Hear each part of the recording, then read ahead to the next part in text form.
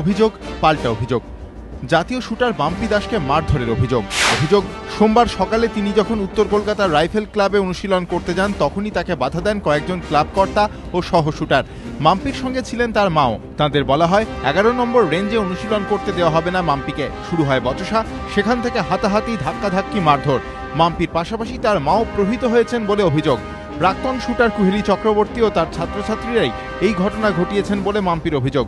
Shooter Kaushalya মণ্ডল, সুকন্যা দত্ত, অপর্ণা দত্ত, সৌম্য চক্রবর্তীর দিকেও তার অভিযোগের তীর।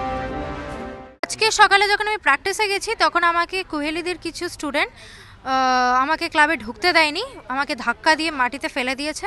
তো আমার কৌশল্যা, সঙ্গীতা আর সুকন্যা আমাকে ধাক্কা দিয়ে ফেলে দেয়। তারপর আমার মা আমাকে যখন বাঁচাতে আসে তখন আমার মাকেও ফিজিক্যালি অ্যাসল্ট করা হয়, ভার্বালি অ্যাবিউজ করা হয়। মেয়েকে নিয়ে ক্লাবে আসি তখন কৌশল্যা আর কয়েকটা স্টুডেন্টের ছেলেমেয়েরা এসে মাম্পিকে প্র্যাকটিস করতে দেবে না।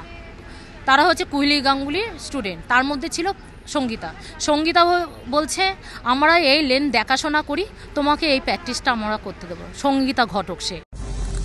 মাম্পি আরও জানিয়েছেন গত 2 বছর ধরে উত্তর কলকাতা রাইফেল ক্লাবের মাধ্যমেই জাতীয় চ্যাম্পিয়নশিপে নাম পাঠাতেন মাম্পি, কিন্তু তার ফলে প্রতিযোগিতায় তার অংশগ্রহণ নিয়ে নানা রকম সমস্যা তৈরি হয়। তাই এই বছর ওই ক্লাব মারফত নাম না পাঠিয়ে নিজেই সরাসরি প্রতিযোগিতায় নাম পাঠান। সেই কারণেই ক্লাব কর্তা ও সহ শুটারদের রোষের মুখে পড়েন বলে তার অভিযোগ। অন্যদিকে অভিযুক্ত শুটার কৌশল্যা মণ্ডলের পাল্টা অভিযোগ, মাম্পি এবং মাই তাদের মারধর করেন, এমনকি ভেঙে দেন এয়ার পিস্তলও। মাম্পি দাস পিছন দিক দিয়ে গিয়ে আমার পিস্তলটা জাস্ট ছুঁড়ে ফেলে দিল।